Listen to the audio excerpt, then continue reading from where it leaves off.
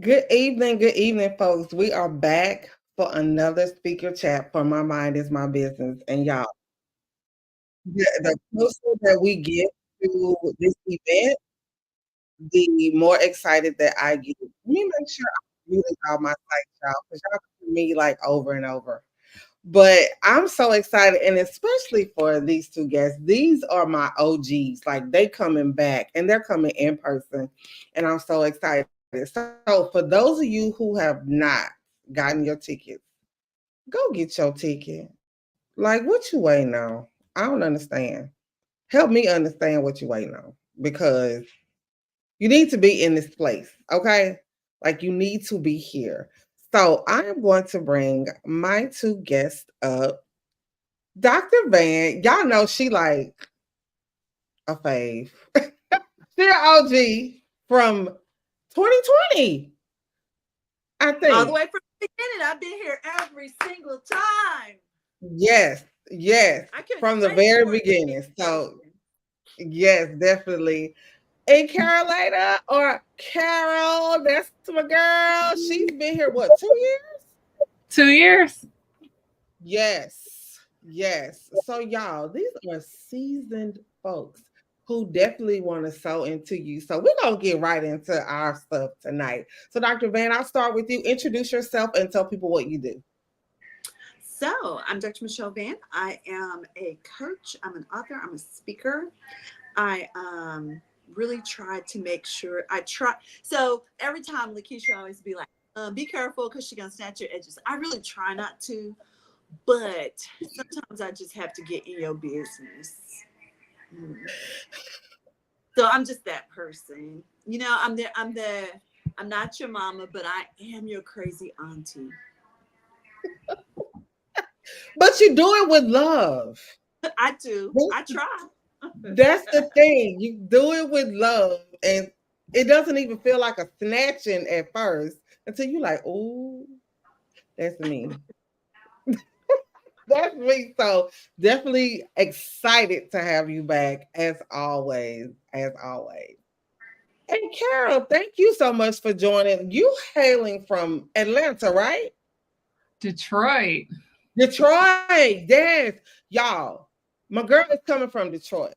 Y'all need to be in the room. So tell Y'all everybody who do. you are and what you do. My name is Carolina Gilbert. I'm a licensed master social worker. So I do individual counseling. I'm really focused on holistic healing. So I use things like aromatherapy, talking about that mind, body, spirit connection in your healing process.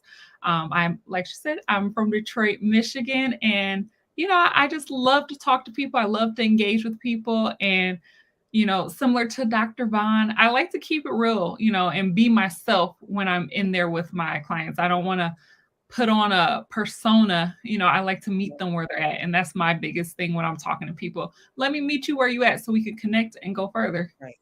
Right, right. I love that. And so in your practice, and I'll start with you, Carolina, in your practice, you speak about holistic therapy and giving people this holistic view of what it is. What I love was last year or one of these years, you talked about being a therapist who encourages other therapists to get therapy and Right. how important it is to have that as part of your repertoire. So, talk to us a little bit about how important it is for you as someone who not only talks about it, but practices therapy as well. Well, it is important because I know you may have heard this many times before, but just like we take care of our physical bodies, we got to take up our mental health. The things that we do on a day-to-day basis is very taxing. The to-do list that we have to do running across town, our responsibilities, entrepreneurship, if we have kids, all these things.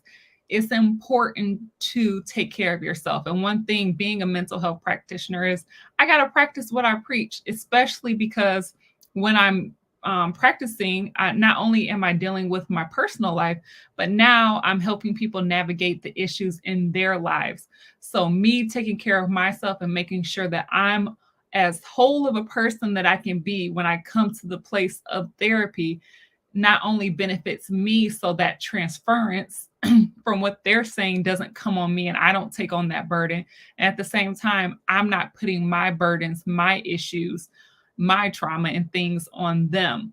I'm not, as they say, bleeding on them. I'm benefiting them, and I'm aware of my triggers and things of that sort. So, that's why I really push for, hey, if you're in therapy, eh, even if you're not doing therapy, if you are just exhausted, if you need a check-in, just like you go to your doctor for a yearly checkup, or we come of a certain age and we have to get extra checkups, get a mental health tune-up, get a mental health checkup. You may not have to see them daily, weekly, monthly, but it may be good just to check in and see how you're doing.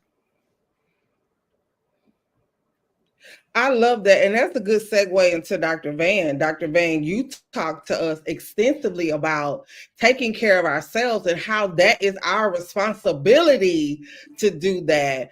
So just elaborate a little bit on that, because I know you get people too that are like, oh, I'm tired. Oh, I can't do this or that. And it's just this complaint fest that happens. Yeah. I think the thing is that for so long as women, we have been taught to feel guilty when we did things for ourselves. And so it was supposed to all be about our children and about our husband and about that. But here's my theory. If I am broke down, toe up, tired, complaining, I just don't have any energy, what good am I to my family, to my husband, to my children, to my job, to my any of those things? And so when we think about self-care, when we think about taking care of ourselves, mind, body, and spirit, when we think about that, we cannot do that effectively if we don't take some time for ourselves. So, I'm all gas and no brakes most of the time. And not so much because I want to be, but because because I play a lot of roles in my world. I wear a lot of hats in my world, let's put it that way. And so last week, I had an event, I canceled it. And I said, you know what? This is going to be a Saturday, no thing day. And my husband was like, what does that mean? Bro, that means I am doing no thing that I do not want to do. Period. So he was like, so can you cut the grass? Nope. Why?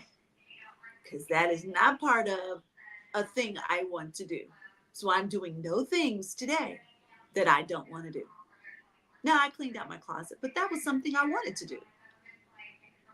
So again, it's thinking about how do we take those times? How do we set those boundaries? How do we make sure that we do those things that fill our cup so that we are able and prepared and ready to go out there and serve? Oh my gosh, this is so in alignment. So y'all, just to the audience, I'm going to ask about boundaries. Dr. Van just talked about setting these boundaries. And I know, Caroletta, I want you to touch on this as well.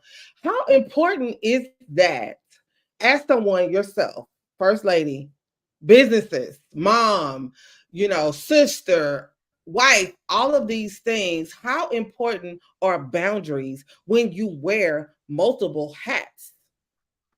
They're extremely important because otherwise, so it's funny. So just like she was saying, that every coach needs a coach, every therapist needs a therapist, so one of my coaches, we were looking at capacity and we were trying to figure out, what could you get rid of? What should you keep? Who do you need to collaborate with? All those things. And so one of the things she asked me that kind of blew my wig back was, so are some of these things that you're doing, are they really your things? Or are they things that people dropped in your plate and now you believe they belong to you? Because I had to really go back and evaluate. And so when you do that and when you really look at it, then you have to set some hard boundaries, because some of those things are things that people walked by, dropped on your plate. And now because it's on your plate, you feel like it's yours. And so I had to set some real strong boundaries to say, this is not really mine. Thank you, but you can have it back. And so that it really becomes some of those things where you really have to set that. Here you go. It's yours, not mine. I love you.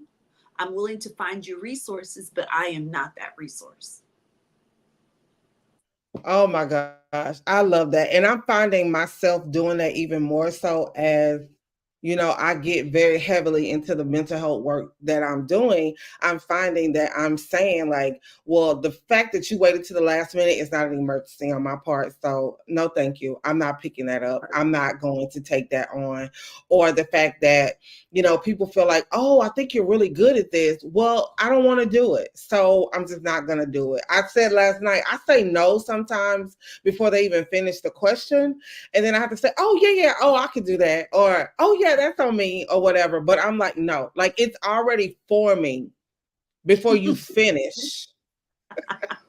Because you're not going to put extra on me, like for no reason. So I'm really glad that you said we do pick up a lot of things that are not ours, or we allow people to do that, to us. And then we're all upset. We all in the tizzy and overwhelmed.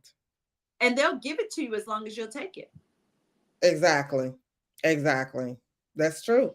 Carolina, as a practitioner, I know that you have had this conversation with people. I remember when I first went to my therapist, and y'all know I joke, I fire him like every week because he's very hard on me. But one of the things he said to me was that not only did I not have boundaries, but I didn't even have them with myself. That I allow myself to experience and do things that I should not have. So, how does that look for you as a practitioner, having to deal with people who just don't have any boundaries? Yeah, and I was thinking, when you brought that up, I had was it two clients that I had to earlier today, and one of them I had to tell like, hey, it's okay if you don't want to go. Like she had this family function. There were two individuals she didn't want to see there, but she was afraid of what a family member would think if she didn't come. And I said, you don't owe anybody anything. I said, it's okay to set that boundary and say, no, I'm not going to go because I don't feel like it. Or even say, if I'm challenging myself to go, I'm going to set the boundary of time. Okay, I'm only going to stay for an hour. I'm only going to stay this amount of time. And that's only if you choose to go. But you have every right to not go, to set that boundary with yourself. And, we extend ourselves, whether it be, sometimes because of the feeling of acceptance, or if I'm busy, then I don't have to think about, certain things, my symptoms and all these other things. But setting those healthy boundaries is what helps you. When if you think about little kids, if you see a child with no boundaries, they're wild, they're not happy, and all this stuff. And the same is for adults. We need to know the parameters to exist, because when we're out there and we're chaotic and we don't have clear boundaries of what we need to do, how we should act, we get overwhelmed. And then we end up, as they say, your cup ends up empty, because I'm extending myself into all these areas because I don't have clear parameters of how I should operate in these situations, or how I should operate with these people. And now I'm overextended, and now I'm burnt out, and now I'm anxious, and now I'm depressed, and now I'm feeling all these things that I don't like because I don't know the parameters in which I should behave. Yes. Oh my gosh. So the family part, let's touch there, y'all. And Dr. Van, I'll start with you as someone who you have to deal with church family, your family, anybody else's family, all that stuff. People feel like because they're family, there are certain things that we have to do. What is your opinion on, like Carolina just said, being around family member that just trigger you in a certain way? So I have some of those.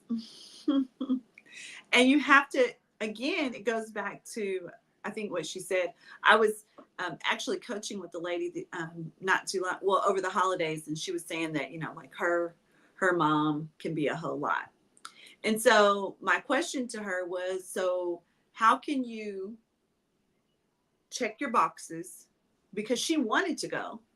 How can you check your boxes in going and know when it's time for you to say hello, and know when it's time for you to, okay, well, you know what? It's time for me to go ahead and go home now. And so I think those are the things that you have to figure out.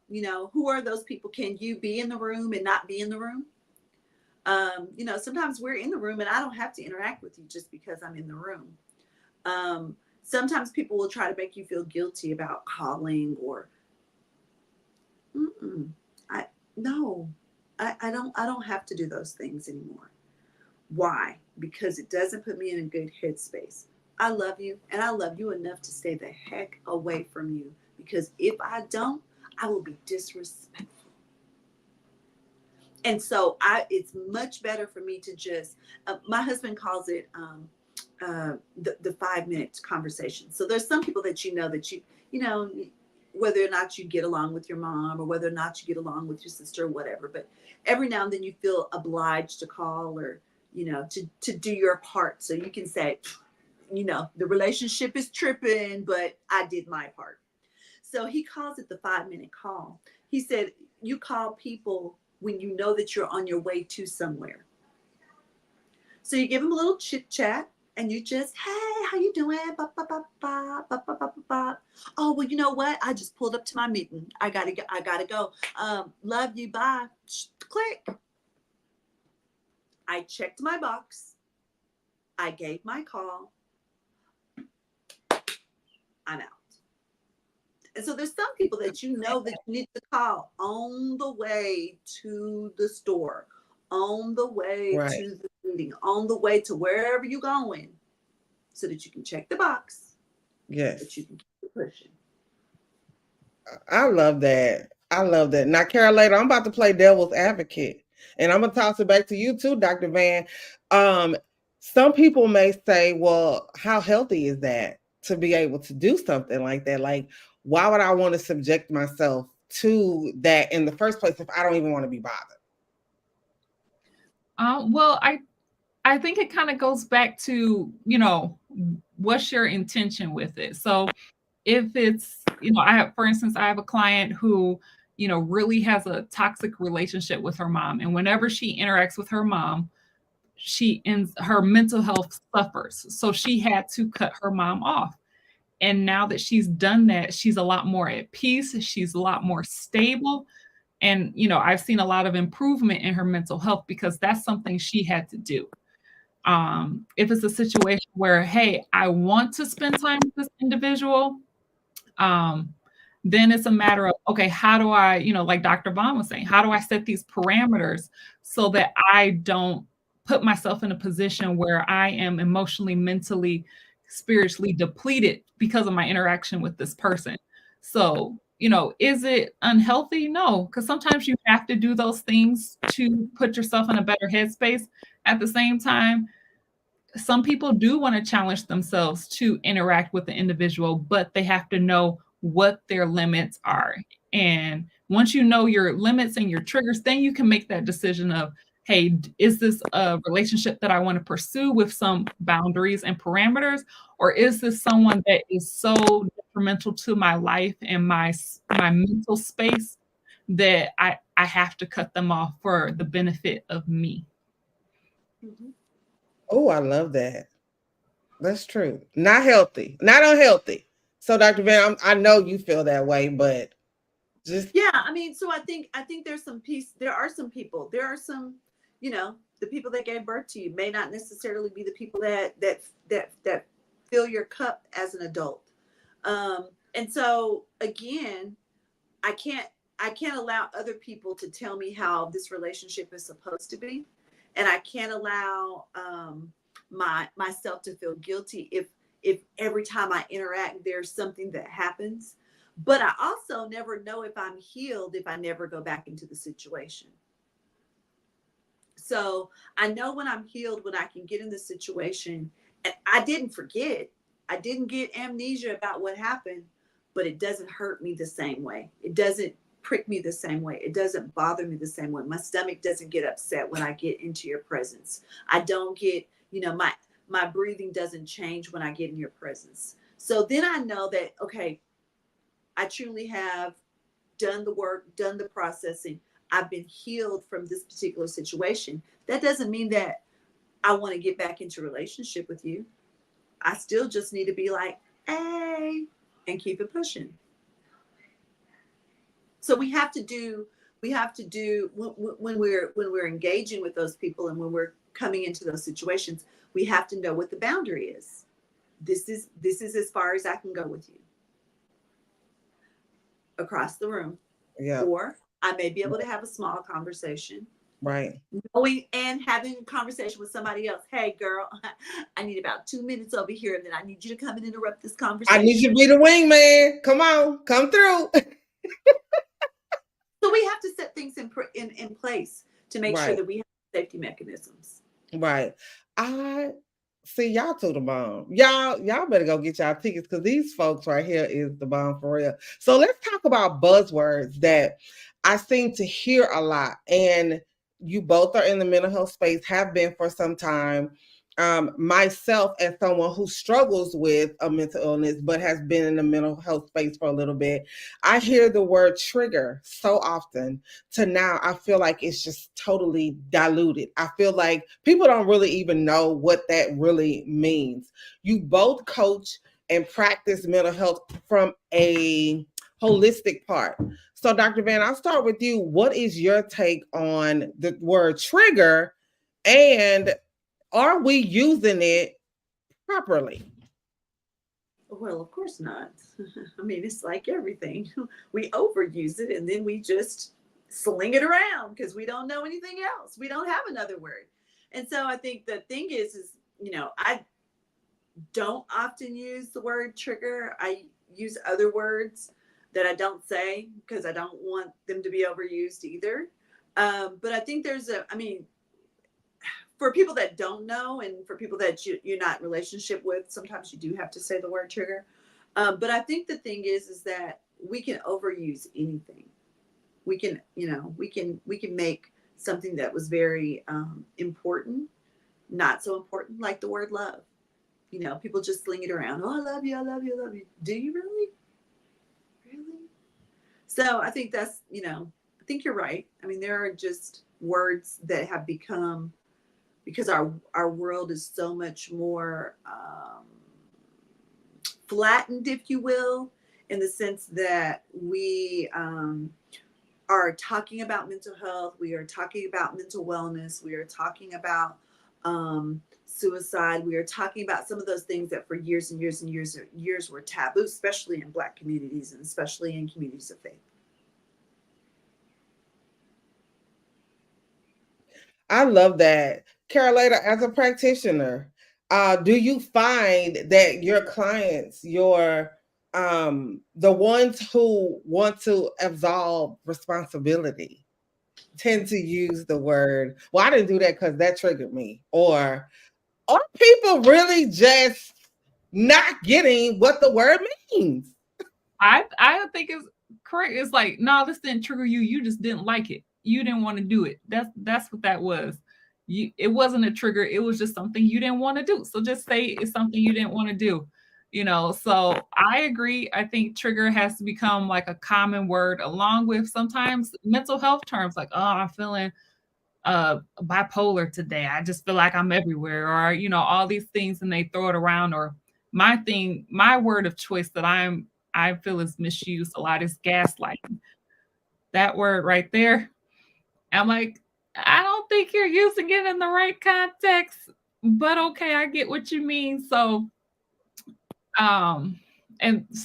yeah, I think there are a lot of terms that are thrown around, and, even within sessions, or talking to people, helping people identify, it's like that emotion thing, like, hey, let's identify why this is making you feel this way. Why is it bringing up this symptom? So, sometimes I will use the word trigger. Sometimes I will say, hey, you're experiencing this symptom.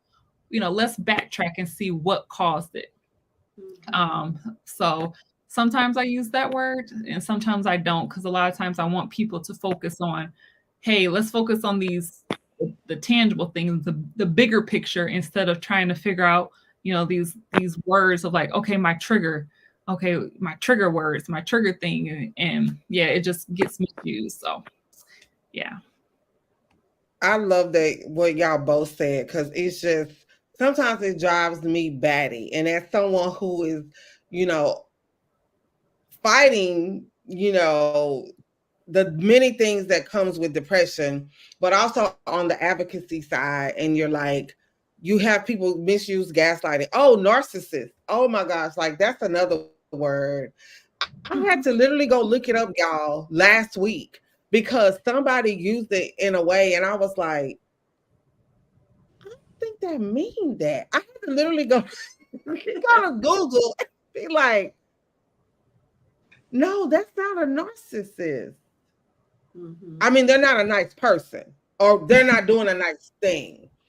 Right. But that's not a narcissist. It's like everybody has picked up a mental health book or something, or Google, like what I just did, and just made something be narcissistic that really was someone not being really nice about something or, something else. So, yeah, I agree with what y'all both said about how we tend to overuse terms. And Dr. Brand, I agree with you. Like, you're afraid to say a different term because they're going to latch on to that and take it and run with it. Yeah, that's so crazy. So I love what y'all said about that. So again, as people who are in this space holistically, treating clients, Dr. Van, I'll start with you. The spiritual part, Carolina, you brought it up. The spiritual part of this mental health journey, or for some people say this fight that we're on. I get a lot of people that say to me, "Oh, you're a PK. I don't understand why you believe in this whole depression thing. I don't understand why you do that." And then I made I say the disruptive, I have the disruptive audacity to say that prayer is not a suitable substitution for therapy. And I got 8 alive, which I was okay. It opened conversation and I was okay with that. What do you see a lot in your space as it relates to mental health and spirituality? Well, of course, people don't believe it. I mean, people are like, "Oh, well, just pray about it." Well, I did. That didn't work.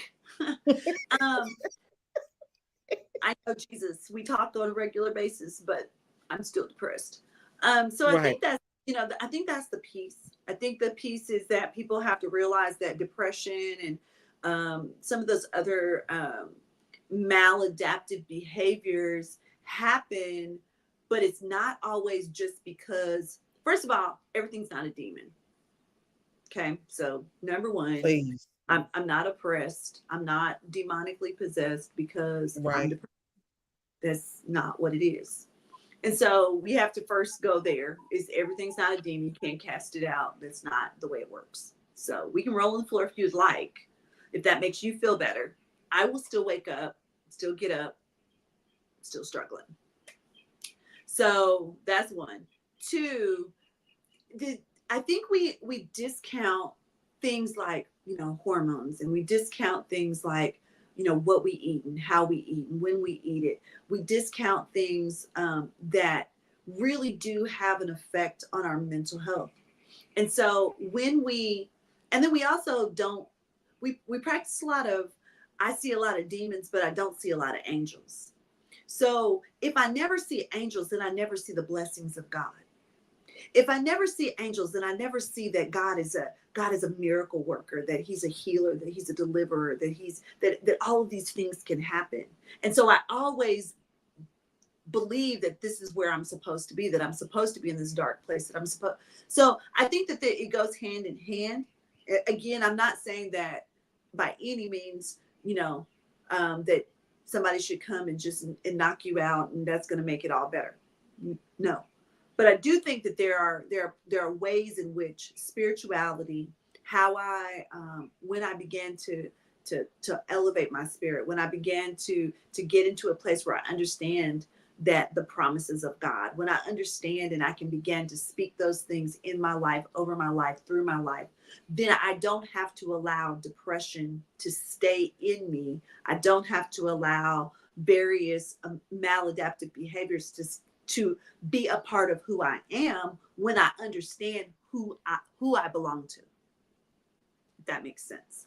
So as I I love begin to that. understand, as I begin to elevate, as I begin to have my mindset begins to shift, as my spirit shifts, my mindset shifts, Mhm, my relationships shift, my boundaries shift, all of those things collide together, mhm, and then I mhm. began to be whole, happy, and healthy. I So love that. thank you. I love not see you talking about you don't be snatching edges, but listen, you just gave the truth. Like we not gonna roll around. You want to roll around on the floor? You want to give me an exorcism? Like okay, I'm still gonna be depressed when you done. Like it's still gonna be there when we finish with all these rituals. Well, and When we and finish with the rituals, it's still and, there. and unfortunately, the hard part is that because people didn't really walk in power, they didn't walk in true power, they didn't walk in true anointing. They saw somebody do something and they thought it was really cool, and so now they try to do it with other people, but they don't really have the, Paul, I know, Jesus, I know, but who are you? That kind of thing. And so they get whooped, and then it don't work, and then people walk away from the church, and they have this real bad taste in their mouth for the church, when it really wasn't the church. It was, you know this person that didn't know what they was doing. Exactly. Exactly. That's so true. Oh my gosh, that's good stuff. Carolina, you are licensed. There's a little bit of science in what you do. So when people come to you, or any instances that you've had where spirituality comes up in your practice. Well, as I said before, we go to doctors. If I am a diabetic and I get a scratch and now I have an ulcer on my foot, I'm not going to say Jesus, dry up the ulcer and heal it. He may very well do it, but at the same time, I probably should go to the doctor and get some antibiotics so I don't have to get my foot cut off. And so, we the tide is turning for mental health, but we put ourselves in this mindset of, hey, if I'm depressed, if I'm anxious, then all I need to do is pray it away. All I need to do is read the word. And it is definitely helpful to do that. In addition to, hey, I may need to talk to someone about this that is a professional and understands brain chemistry, understands evidence based practices that can help me with my depression and anxiety, that understands that, just as Dr. Vaughn mentioned, hormone imbalances. Hey, my brain chemistry is a little off, which is causing me to have schizophrenia, which is causing me to have bipolar, depression, anxiety, these things that aren't necessarily spiritual, but are biological.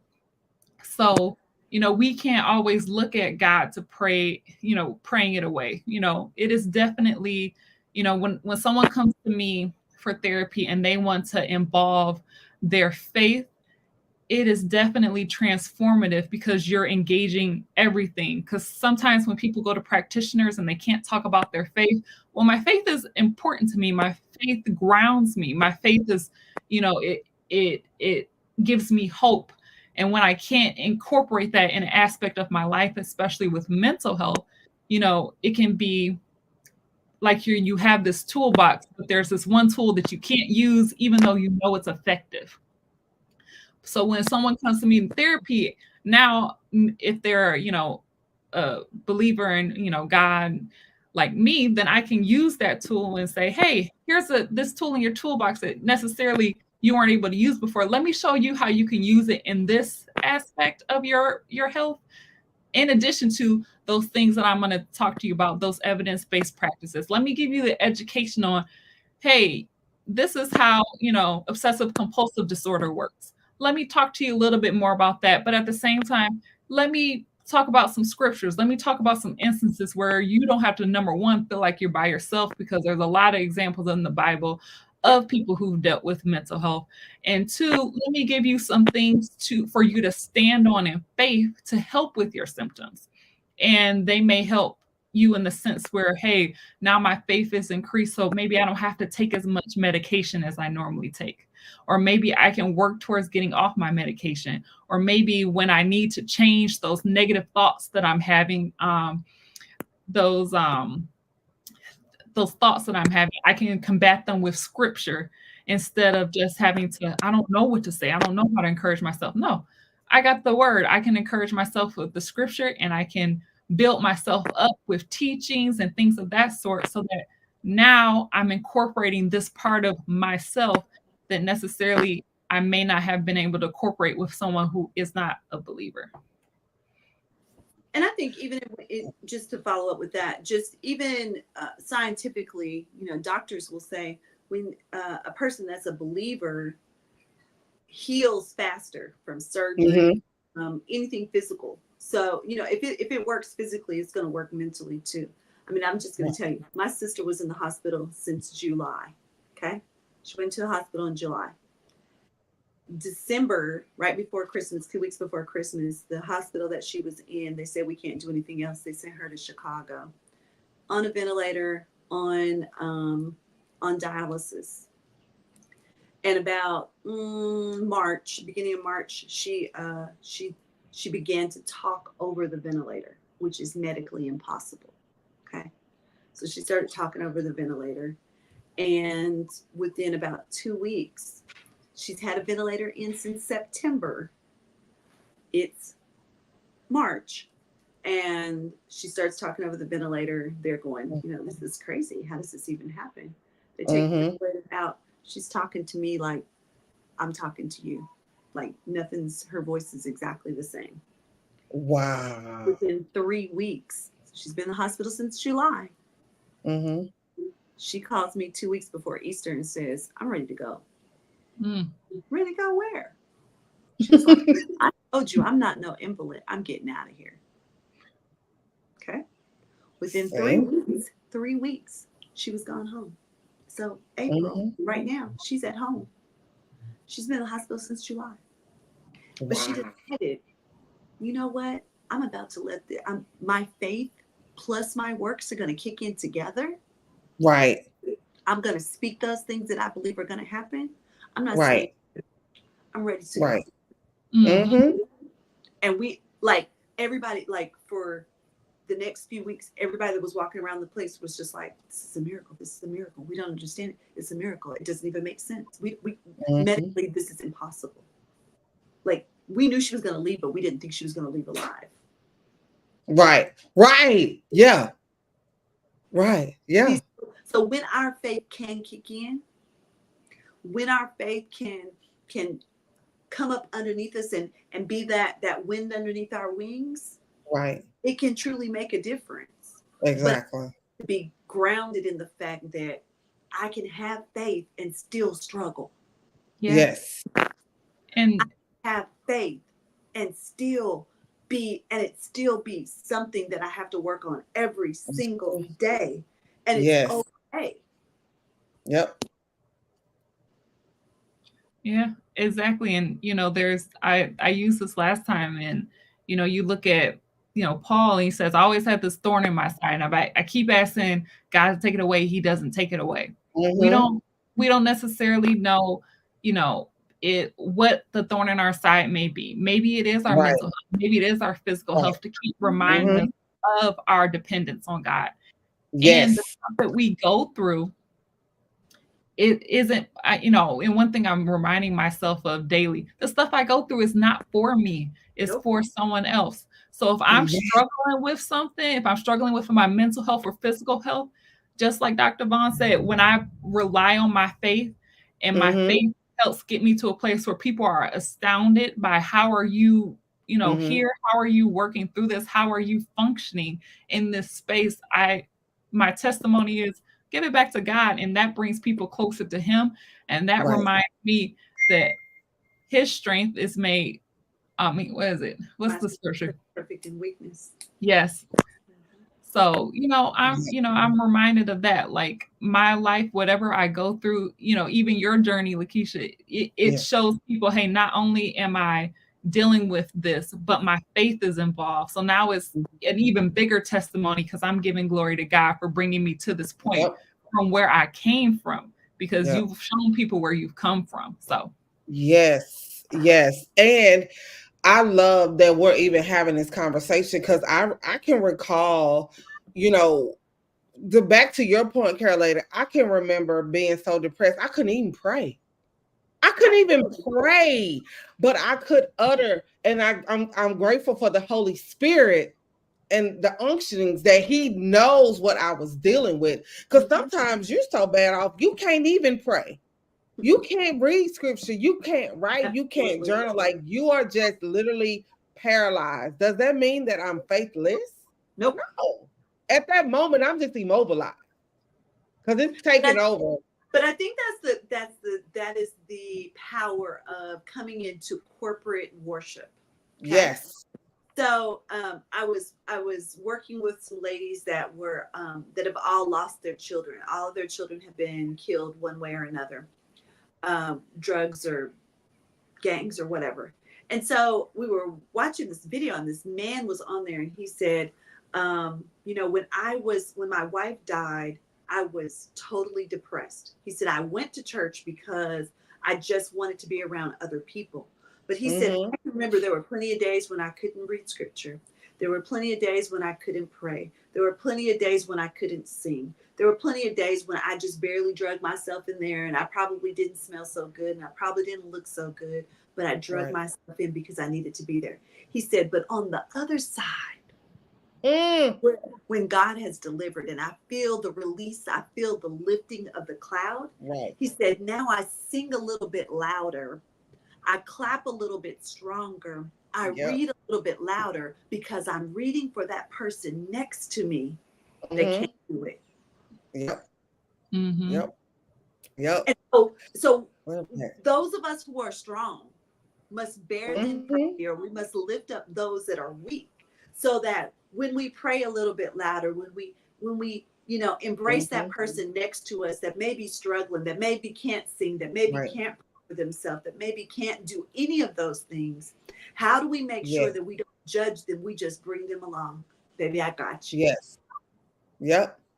Yep. I love that you said that because I can recall like the time when I wanted to commit suicide.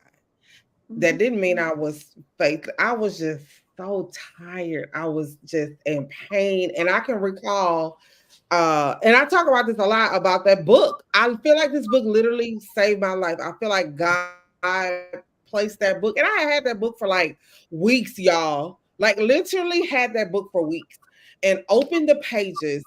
And it's Max Lucado, saying, you'll get through this. It won't be painless. It won't be quick, but God will use this mess for good. Don't be foolish. Like, don't be naive. Don't despair. With God's help, you'll get through this. So I say it almost daily because it literally saved my life. And did that mean that I didn't trust God or that I was faithless? No, it just meant at that moment, I just could not do that for myself. And so whoever bought me that book, even in that moment, was thinking about me. That helped cover me. And so I love that you say that, Dr. Van, that we have to cover for each other in these senses to where all the time we can't always physically be there. I can count the times you've texted me and I have been in crises.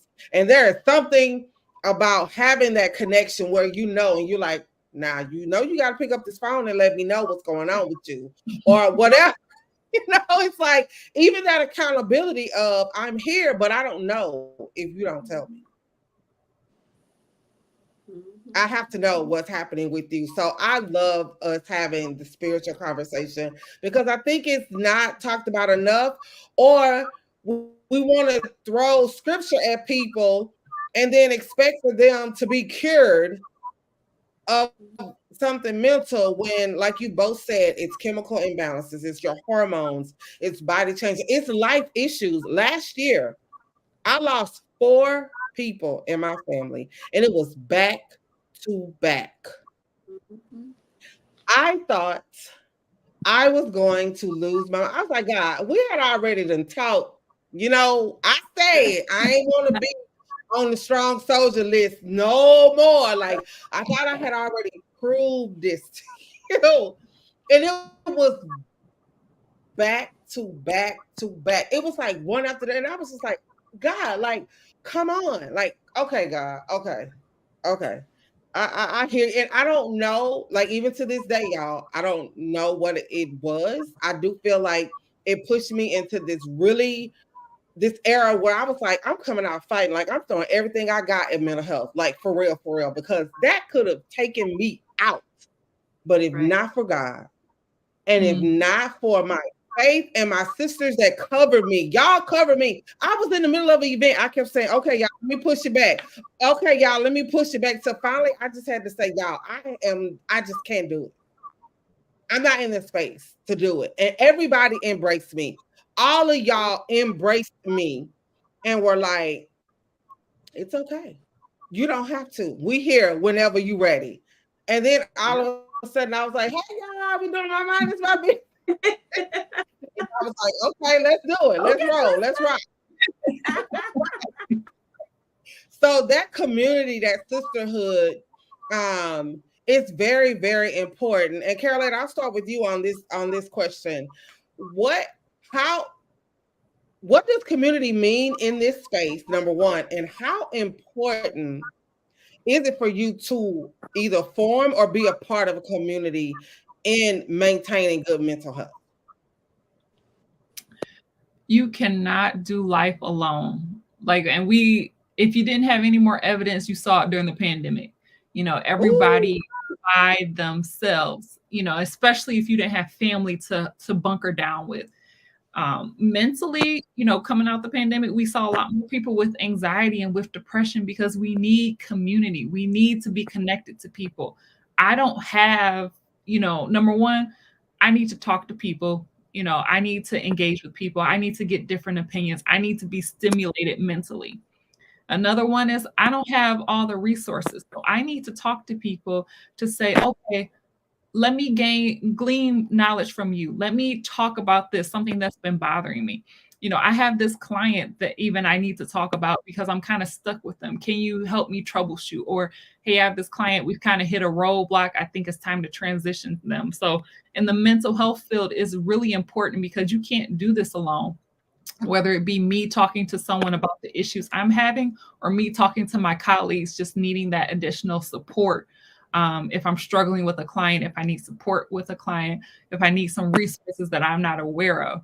And then on top of that, as a person, I need a community because hey, I'm married. I may need to spend time with other married people because hey, we need to fellowship. Hey, we need to strengthen our marriage. I got a son. I need people. Hey, can you babysit? Can you watch him? I'm married, but I need friends that I trust that I can go out with and have a good time so that I have balance in my life between me and my husband. So it's important to have a community not only professionally, but personally to help elevate you, to help keep you in a space you're taken care of. I forgot I was muted. That makes a whole lot of sense. I love that. Dr. Van, for you, I mean, how many communities do you have? I mean, I oh my love God. it. I love being in community. I love being, I think, she mentioned the pandemic. I think during the pandemic, I met some of the most incredible women online that I feel like I've known my whole entire life, but we've only really known each other since the pandemic. But if you ask us, we would tell you that we knew each other our whole entire life. Okay.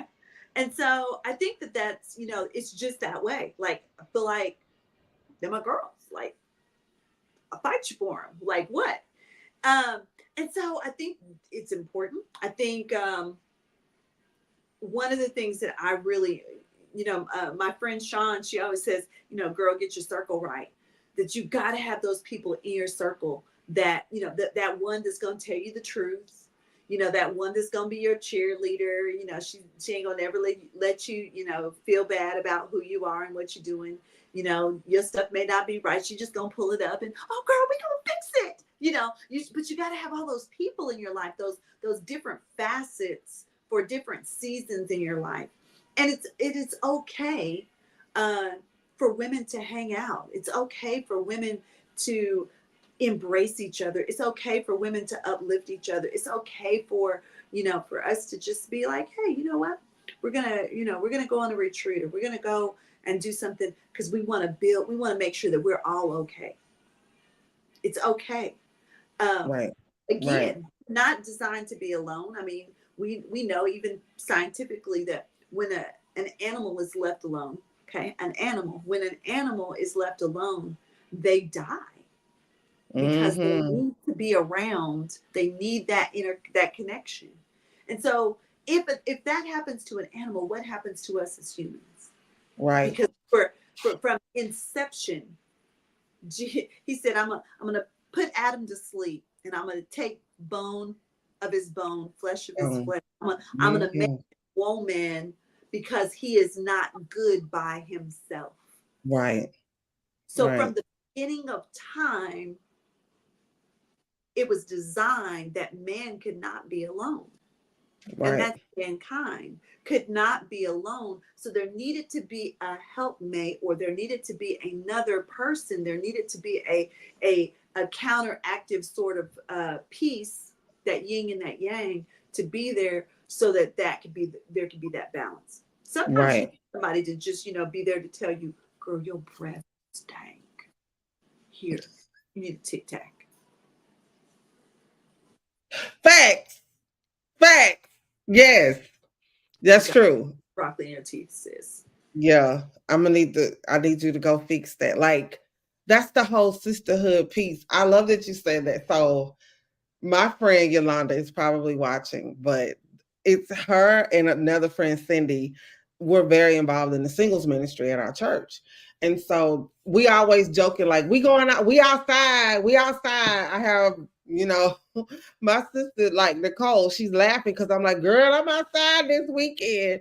And I'm the first one out the group, y'all. You know that little reel where that girl, she like, I'm just ready to go home. That's me. And they're like, no, wait, just wait a few minutes. But it is so funny that we know each other like that. But I will say, I remember last year when I talked to God and I was like, God, I really want more. I want more of you. I want more of what you want from me. And he said, you're ready. I'm bringing you out of isolation. And I was like, but I like it here. I like it here. And what he taught me was there was a balance to it all. I can still have solitude, and I can still have rest, and I can still be with him because I love being with him. I love worship and praise and by myself. But girl, I'm gonna need you to go outside too. I need you to go get around some other women. Because iron sharpens and I'm gonna need you to get it together. Yes. And so for me, it was like, I'm the first one that's ready to go home when we go out. But I also feel like so good when I'm outside and I'm getting to talk to people about my faith, and I don't have to hide the fact that, oh, I'm a Christian entrepreneur, or you can tell by my fruit, what I am. And so it's so important. Like, I'm so glad y'all touched on community, because that's what we're building here with My Mind is My Business, and all of the things, your practices, all the things that you do, it's all about community. And so I'm excited that y'all will be joining me in Houston. Oh my gosh, I'm so excited. Y'all need to go get y'all tickets.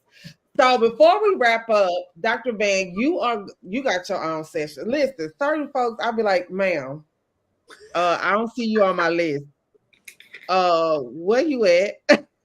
What? Dr. Van was like, wait a minute, did I sign up? Because I don't see nothing. You ain't sent me nothing.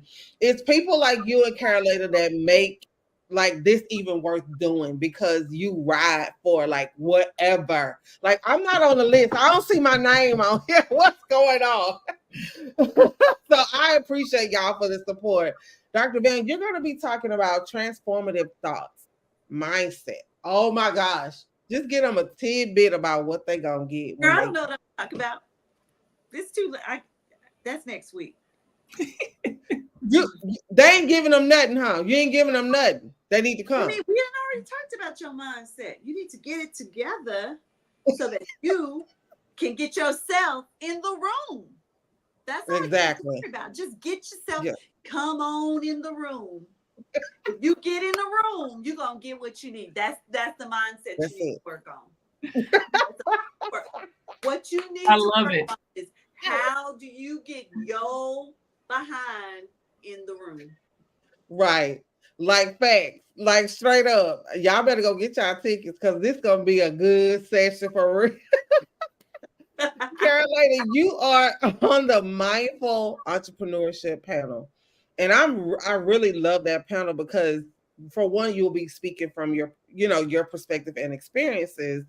But I think sometimes we get lost in leadership as if it's to do what I say, don't do as I do what I say type mentality. And we out here leading folks in raggedy. Yeah, I said it. I said it. We out here leading folks and we raggedy. So just you might be like Dr. Van, like are we leading them or are we on a walk? Y'all, didn't I tell y'all she be shutting stuff down? For real, for real. That's a good question. Okay, Caroline, I'm sorry. No, I mean, I agree, be in the room and you can mindfully be present and learn about this. But yeah, I mean, a lot of people don't know how to lead. A lot of people don't know how to lead. And when you get into entrepreneurship, it's when I got into it, I'll just say they tell you stories, but you get in it and you like, okay, so this is what it means to lead and be solo dolo. Oh, okay. So yeah. So be in the room, be in the space, and we can explore more about that. That's what I'm talking about. See them riders. But I think the thing to really think about is that when we say, leaders, when we say whatever, too often I don't know how to lead because I don't know how to follow. Y'all better go by y'all team. Room. Yes. You will learn how to follow. Good fellowship makes good leadership. Yep. Get in the room. Yes, we're gonna have fun too, y'all. Y'all need to. I'm being serious, but I'm crazy. Oh, y'all, yeah, she's very fun. Both of these ladies are fun, but they serious. Like y'all need to get in the room. Like all of this, like for real, this greatness that we about to bring to the stage. Listen, tickets start at 47. You can't book them for an hour for that, baby. This is true. You cannot. And especially if you're not coming from Detroit like me, your plane ticket ain't gonna cost as much as mine did. So get in your car, fill up your gas tank, get your plane ticket, and make your way there. Yes, I appreciate y'all so much. So Carolina, where they gonna be? Oh, at the Box Creative, honey, and it's a bad venue. I love it. I love it. So listen, y'all know how Houston traffic is. Map it out from y'all crib because I know y'all be living far. So you know how to get map it out. And that's why I say y'all know how Houston traffic is and y'all know how the weather is. It could be sunny and on your way it's going to have a typhoon. And then by the time you get there, it's sunny again. Like just be prepared. Get in the room. Get there early. We got networking. You're going to get to meet with these ladies and talk to them before our session. We got, oh my gosh. When I say, listen, y'all, we got photo booths. We got VIP area. Like we doing it for y'all. First time in person. We making it live. Okay. So y'all need to be in the room. Okay. Be in the room. So Dr. Van and Carolina, tell them how they can get connected with y'all. So I'm everywhere. I'm on Facebook, I'm on Instagram, I'm on LinkedIn. I do not do TikTok. But I'm everywhere. I'm Coach Vantastic, VANNTASTIC, Coach Vantastic on Facebook and on Instagram. Or you can just find me at J Michelle Van. I am on a little bit of everything as well. You can find me from my business name, Serene Counseling and Wellness, on Facebook, on Instagram, Serene Counseling and Wellness 21. I am on TikTok, but I need to get back on there. I am a foodie, so I am your foodie therapist on TikTok if you want to find me. And I look forward to your follows. Yes, I'm excited. I'm so excited, y'all. Thanks again for joining us tonight with these two fabulous ladies. We will be back tomorrow night with some more ladies. But thank y'all so much. I cannot wait to see y'all here in Houston. Yes. Yeah, can't wait to see y'all either. Yes.